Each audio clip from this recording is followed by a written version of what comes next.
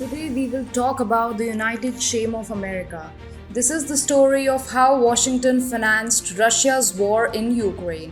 This is the story of Biden's betrayal. And this is a story nobody else has the guts to tell you.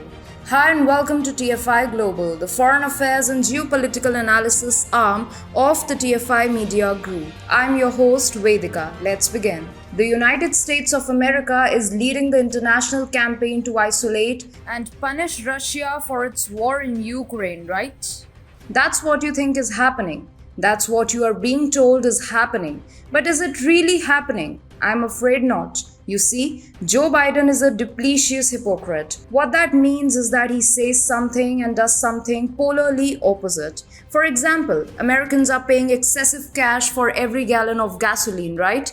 They're doing so because Joe Biden has played a dirty game with the US energy security. But what if I told you that the Biden administration is playing all Americans and taking them for a ride?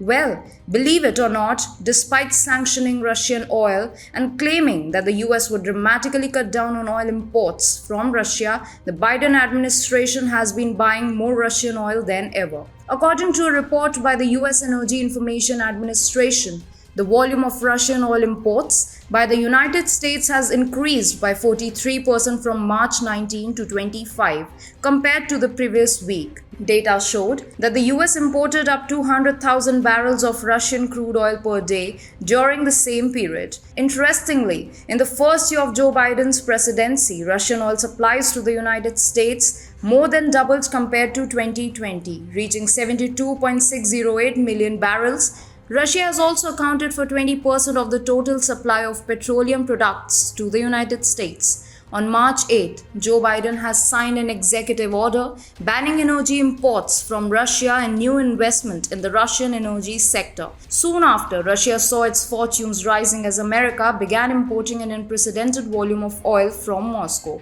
All of this while Joe Biden and his loonies claim that American money will not be used for financing Putin's war in Ukraine. However, that is precisely what has been happening all this while. Despite this, America has the chutzpah to lecture the rest of the world. Last Thursday, during a visit to India, US Deputy National Security Advisor for International Economics Dalip Singh told New Delhi that Washington does not want to see a rapid acceleration in India's oil purchases from Russia.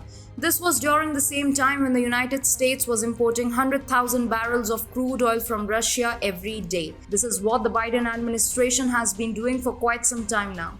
It has been lecturing and dictating governments around the world on how they need to boycott Russia while filling Moscow's treasures itself.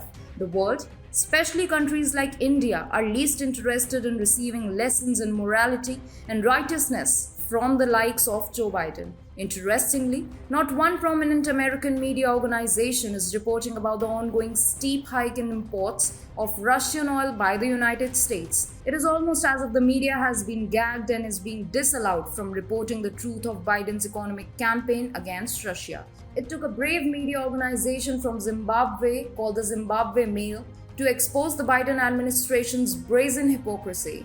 Days are passing by and nobody seems willing to ask the questions that matters the most. Why is Joe Biden financing Putin's war in Ukraine? Why is he lying to the people of America? Why is he pretending to stand up to Russia? The truth can be concealed, but it cannot be hidden forever. Remember that.